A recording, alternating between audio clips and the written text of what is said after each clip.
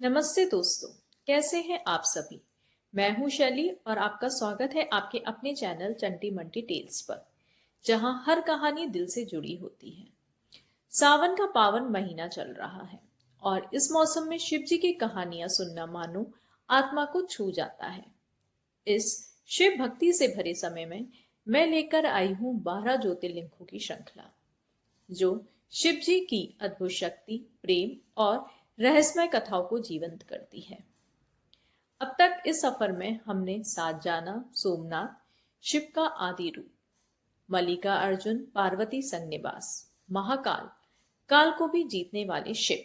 और आज हम प्रवेश कर रहे हैं पार्ट 3 में, जहां हम जानेंगे केदारनाथ, भीमा शंकर और ओमकारेश्वर ज्योतिर्लिंग की दिव्य कथा। अगर आपने पार्ट 1 और पार्ट 2 मिस कर दिए हैं तो उनकी लिंक आपको इस वीडियो के डिस्क्रिप्शन बॉक्स में मिल जाएगी। पहले उन्हें जरूर देखें। दे सेट द स्टेज ब्यूटिफुली। हर कथा एक संदेश देती है जो जीवन के रास्तों को रोशन करता है। शिव के दर्शन हमें अंदर से शक्तिशाली बनाते हैं। तो आइए मेरे साथ इस सुंदर यात्रा पर चलें और जानें शिव के इन पावन स्थानों की रहस्य भरी कथाएं।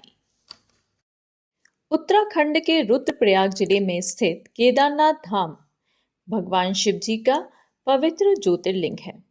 यह न सिर्फ एक धार्मिक स्थल है, बल्कि वह स्थान भी है जहां भक्ति और प्रकृति की शक्तियां एक साथ प्रकट होती हैं।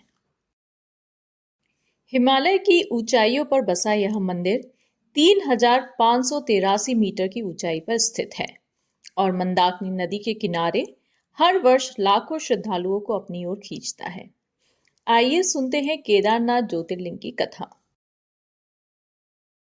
महाभारत युद्ध के बाद जब पांडवों ने अपने ही रिश्तेदारों और गुरुजनों की हत्या की, तो उनके मन में पाप बोध जागा। वे जानते थे कि उन्हें आत्मशुद्धि के लिए परमेश्वर की शरण में जाना होगा। वे भगवान शिव से क्षमा याचना करना चाहते थे, लेकिन शिव जी उनसे नाराज थे और उन्हें दर्शन नहीं देना चाहते थे। शिव जी काशी से अंतर्ध्यान होकर हिमालय की ओर चले गए।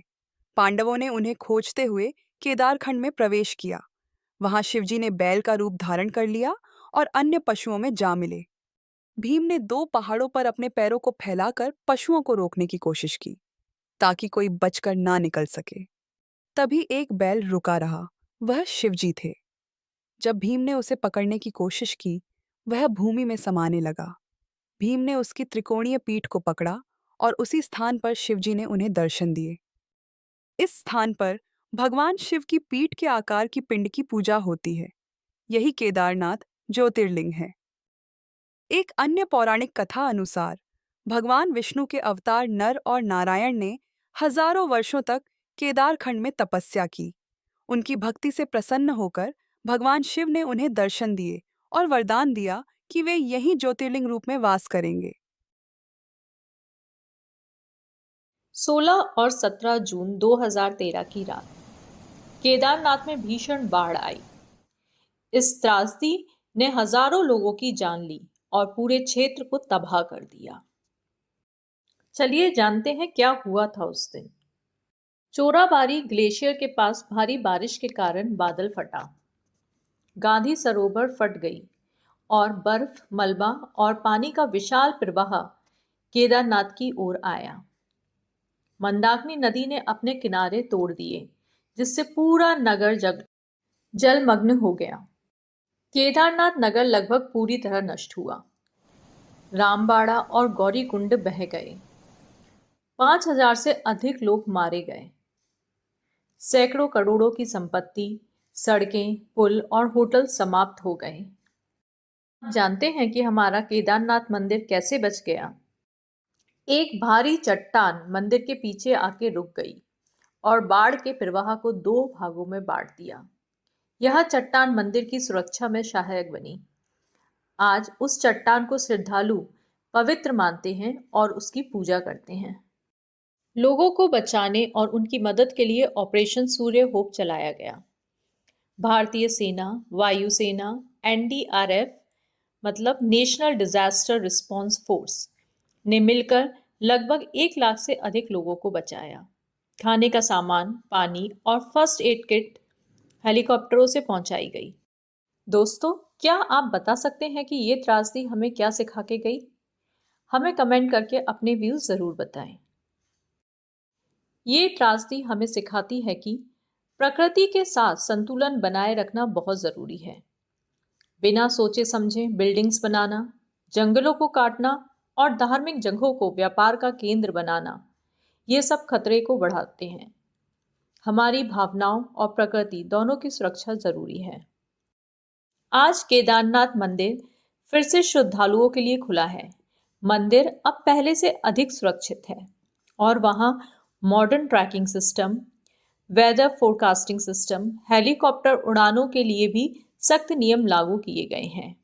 श्रद्धा जीवित है और अब सुरक्षा भी उसके साथ खड़ी है। केदारनाथ मंदिर केवल एक मंदिर नहीं है, यह भक्ति, तपस्या, चेतावनी और पुनर्निर्माण का प्रतीक है। यह पांडवों की प्रायश्चित की कथा है, नर नारायण की तपस्या है, प्रकृति की चेतावनी है और आज के श्रद्धालुओं की आस्था भी। आइए अब चलते हैं भीमाशंकर ज्योतिर्लिंग की ओर। भीमाशंकर ज्योतिर्लिंग महाराष्ट्र के पुणे जिले में लगभग 125 किलोमीटर दूर शाहदरी पर्वत पर स्थित है।